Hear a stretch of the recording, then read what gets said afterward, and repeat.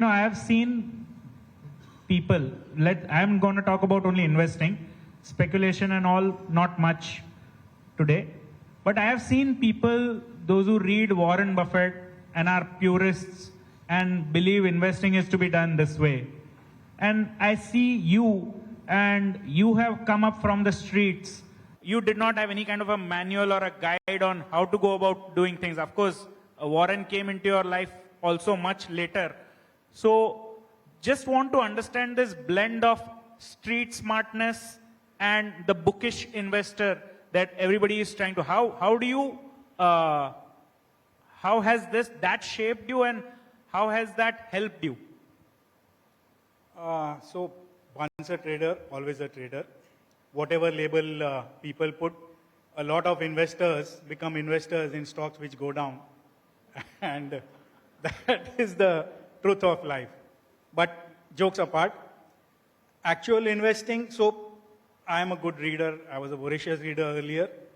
And I did come in contact with Ramdev Agarwal and Motilal Oswal, were sub-brokers along with me and my dad and my brother in late 80s, early 90s. His professional category, early 90s, both are, we got cards. And Ramdev actually was an investor. He knew what he was doing. He would read balance sheets. We came to balance sheet and investing much later. I have this friend, Arvind Joshi, who of course now has made a lot of money and retired to his farm in near Pune. And he was the one who started ValueQuest Research. It was just a research organization before it became what it is now. And that is when actually my research journey started and investing in earnest. Then mid-90s, while in my broking days, I used to go around meeting large HNI investors, institutions, and that is when I came in touch with Rakesh ji. And by his side and with his knowledge and experience is when I started understanding what serious investing was all about, and what you said, the journey started in earnest from there. So that leads me to the next question. I have worked with Rakesh ji, but he was not an easy personality. So, we all have a lot of admiration and respect for him. But breaking that barrier of becoming friends with him, how did you do that? For being close to him or a friend, you needed to be a market ka keeda. You needed to eat, breathe, live the markets. He was of that kind, and fortunately, I was also of that same milk. So, fully immersed in market. He did not suffer fools gladly. He would attack your opinions viciously. You had to be able to stand your ground. Wishy-washy thinking, he did not like yes men around him, and till the end there were no yes men around him. So you had to be convinced, had strong conviction in your beliefs, in your strategy, in your stocks. Only then you could withstand his personality, as you said. And fortunately or unfortunately, I am also of that. I can give it back as much as he gave it to me. Yeah, I have never seen anybody stand up to Rakesh ji except you. Oh. That is not true. There are other people also, okay. But I have I'll not take seen. that maybe as there a are maybe there are other people, but I have not seen personally. So honestly,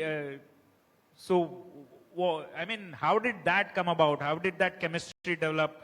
That brutal honesty. No, as I said, this is what he looked for in his friends, that they had strong conviction. Right or wrong did not matter. You had to have conviction in your beliefs. And as I said, we ate and lived markets. We breathed markets. So any time during day, afternoon, during market, after market, in the evening, night, at Jeffrey's, his house, wherever, it was markets, markets, markets. With maybe a few other things thrown in. But so this is like-minded people getting together, and once we got together, we were like together throughout life. So you did mention that you, of course, you started reading Warren's newsletters. Besides that, of course, you met Rakesh ji, and that's where your journey as an investor began, which was probably in late 90s or mid 90s. Mid-90s. Sorry? Early 90s. Early 90s. ValueQuest started. Mid-90s, with the help of that research, I went around meeting people, and that's when I met Rakesh ji. No, 94, 95. You had the most, preferred seat with India's biggest investor. And I would say I have not seen anybody with a large heart and a large risk appetite like him. So what have you learned from him? And did you try to inculcate that into your personality, or how did you deal with that? Yeah, so, and one thing you forgot, most transparent. His portfolio was there for all to see. He would discuss his stocks with everyone. Even on television, he was not shy of, saying what he was buying or selling. So the biggest learning from Rakesh ji was that though I was always inclined towards equities, the one thing I learned was keep all your money in stocks. No realty, no debt, no gold, no nothing. Everything in the markets. He kept 105%, 10%.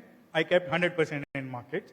I never graduated to leveraging the way he did. But the biggest learning was keep everything in the market. This is not advice for all of you, but the younger ones. But this is what I learned, and that is what has given that multiplier where, of course, because markets performed, and we are sitting here with Sensex going, when I joined, from 500 to 80,000 odd. So it has been a bull market in India for a long time. And if you are invested in equities, now you can say it was a smart decision and I did well. There were times when you root that decision also. The other thing about investing which I learned from him was that make investing an act of wisdom, not intelligence. You assess the business on broad parameters, build scenarios 3, 5, 10 years out, judge the promoter, judge his integrity and capability, and invest, and then have patience. If you have conviction, your patience might be tested, but your conviction will be rewarded. And he was very fond of saying that, of course.